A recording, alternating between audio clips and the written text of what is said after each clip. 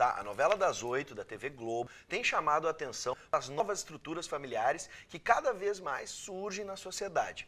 Para discutir esse assunto, nós vamos conversar com o sociólogo Marcelo Diziuta e a professora da UBRA e coordenadora adjunta do curso de Direito, Alessandra Mizuta. Boa noite, sejam bem-vindos.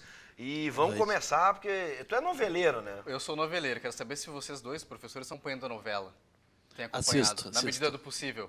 Assisto. Infelizmente, nesse horário, eu estou atendendo compromisso profissional, então não tenho oportunidade. Sim, provavelmente sala de aula, né, professora? Mas essas novas estruturas que muito tem se falado, se debatido, principalmente nas redes sociais, essas novas estruturas, elas já existiam antes ou não? E agora se tornaram, ganharam evidência através da novela. Por favor, professora. Sim, legalmente, na verdade, ainda não existe um tratamento específico para essas novas famílias. O que o direito tem tentado fazer na medida do possível é, por meio de alguns julgados, né? Houve, há algum tempo atrás, um julgado muito significativo no nosso STF, e que tentou tratar, então, a respeito dessas novas famílias. Mas o direito ainda está correndo atrás, ele está tentando ainda lidar com essa nova realidade. Do beijo das duas senhoras, conviviam há muitos anos, né? Muitos anos elas vivendo na mesma casa, sim, dividindo os bens. Aí, como são senhoras, na medida que o tempo passa, uma delas pode vir a falecer. Como é que a gente pode encarar isso? Por exemplo, a outra teria direito à herança, já que ela dividiu tanto tempo, a mesma casa. Assim como a aposentadoria, né? Exatamente. Constituíram um casal naquele momento. Sim, perfeito. Esse julgado, inclusive, a qual eu me referia agora há pouco, ele trata justamente a respeito dessa regulamentação dessas uniões que já aconteciam, mas que não tinham um tratamento pelo direito, que até então não se sabia exatamente de que maneira o direito encararia isso. Antes desse julgamento, então, o direito tratava essas uniões como uma sociedade, como se fosse uma relação empresarial. E isso prejudicava, por óbvio, os direitos de família, como o direito a uma eventual pensão e ao próprio direito sucessório. A partir, então, do momento em que houve um pronunciamento do STF e que houve uma equiparação das relações homoafetivas com as relações entre homem e mulher, no que diz respeito à possibilidade de reconhecimento como uma união estável, aí, então, passaram a haver alguns direitos de família. É claro que esses direitos de família, quando nós estamos falando de uma união estável, muito embora se tenha avançado muito no que diz respeito a essas garantias, eles ainda não são iguais aos direitos de um casamento.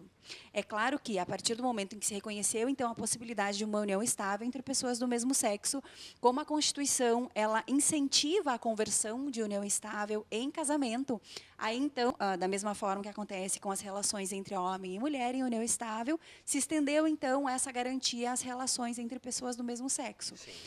No caso, então, da novela, eu não acompanho, enfim, mas acredito que, por ser uma relação um pouco mais antiga na trama, provavelmente seria uma união estável. Então, isso quer dizer que, sim, haveriam direitos, inclusive sucessórios, caso uma delas viessem a falecer, mas esses direitos sucessórios não são iguais aos de um casamento. O que ele diferencia, por exemplo? A divisão de bens. Na verdade, a forma como as companheiras concorreriam na sucessão, ela seria um pouquinho diferente. Existe, inclusive, uma discussão no que diz respeito à própria constitucionalidade dessa diferenciação, porque, afinal de contas, na prática, a gente sabe que são uniões como entre pessoas do mesmo sexo ou de sexos diferentes, a prática é a mesma, não é? A afetividade é a mesma, enfim. Por isso, então, se discutiria essa constitucionalidade. Mas o fato é que, como quando acontece uma união estável, independente da maneira como se constitui essa relação, como o direito precisa, então, estabelecer uma forma pela qual essa relação vai se reger, no que diz respeito à questão patrimonial, escolheu-se, então, tratar essa relação como sendo a de um casamento com um regime de comunhão parcial de bens. Então, seria algo equivalente. A diferença é que, nesse caso, nesse exemplo, em uma união estável, não teria havido a possibilidade de uma escolha de qual regime de bens, caso essa união não tenha sido, então, formalizada. Essas relações eram invisíveis? Elas já existiam na sociedade? Por que agora ganhou tanta repercussão e posicionamento a favor e contra? Sempre existiu, né? A gente dizer que isso não existia é É negar a realidade. O problema é que isso toma visibilidade quando passa na casa de centenas de milhões de pessoas no horário nobre da principal novela da TV. O que a gente tem que entender, eu acho que o que fica de mensagem é o papel que a família tem que cumprir, o papel social que a família tem que cumprir. Família é uma invenção social, nós inventamos a família. No Oriente, as famílias foram inventadas com várias mulheres, um homem. No Oriente, mais Japão, as coisas, a família é centrada sempre no mais velho. Aqui o mais velho, às vezes, é preterido, dentro da relação familiar. Em tribos existem... Não, às vezes, em tribos não existem nem famílias. As crianças são criadas coletivamente. Aqui nós criamos a família para duas funções sociais básicas. Primeiro, a família é quem te recebe quando tu nasce. A primeira instituição social que tu conhece na tua vida é a tua família. E dali, se a tua família é desestruturada, tem problemas, tu vai carregar esses problemas o resto da tua vida. E quem é criança, quem é recebido na vida, não diferencia se é 2 papais, 2 mamães, 3 papais, não diferencia. Para eles, o que vale é a família cumprir a sua função social, ou seja, proteção, carinho, valores, essas coisas que a família tem que cumprir. Como ela é configurada é indiferente, ela tem que cumprir essa função. E a segunda função que a família cumpre é o amparo na velhice. Ou seja, quando tu estiver incapacitado de uma série de coisas, é a tua família que vai te amparar. Hoje em dia, as configurações de famílias, a gente fala muito das configurações de famílias, pela diferenciação do gênero quando trata da criança, mas as famílias, hoje em dia, cada vez estão acolhendo também mais os idosos, né? Os idosos estão vivendo mais e precisam viver em algum lugar. Parte da família. E aí, quando a gente vê a família com um bisavô convivendo com o bisneto, essa é a graça da família, né? Você ter essa experiência de gerações dentro de um mesmo espaço, né? Vou imaginar a família da propaganda de margarina, que ela café da manhã, tá acabando aquela, né?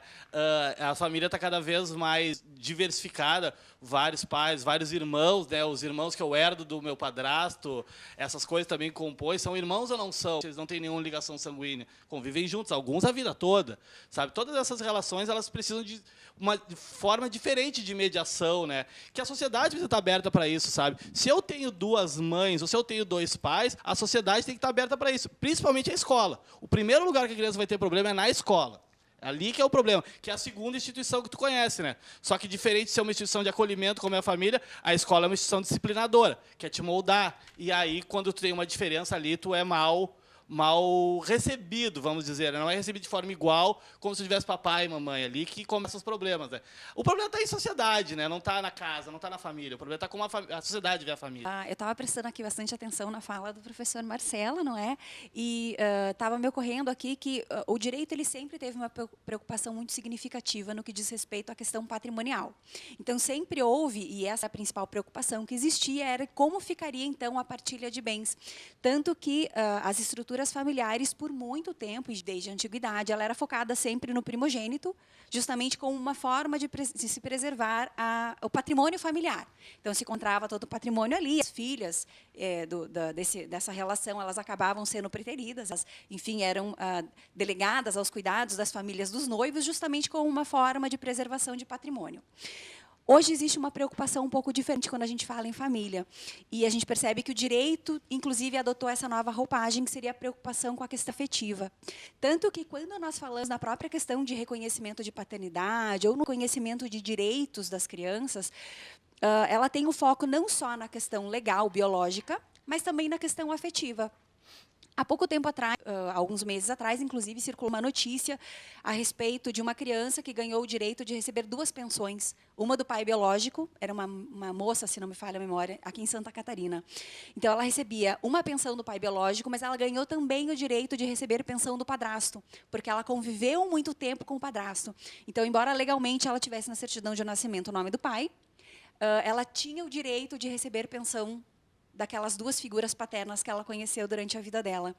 Então, o direito tem, sim, tentado acompanhar essa evolução, inclusive na visão do que diz respeito ao que é o objeto da legislação, que deixa de ser, então, patrimônio e passa a ser o ser humano. Não é? E o direito de família é o principal exemplo dessa transformação.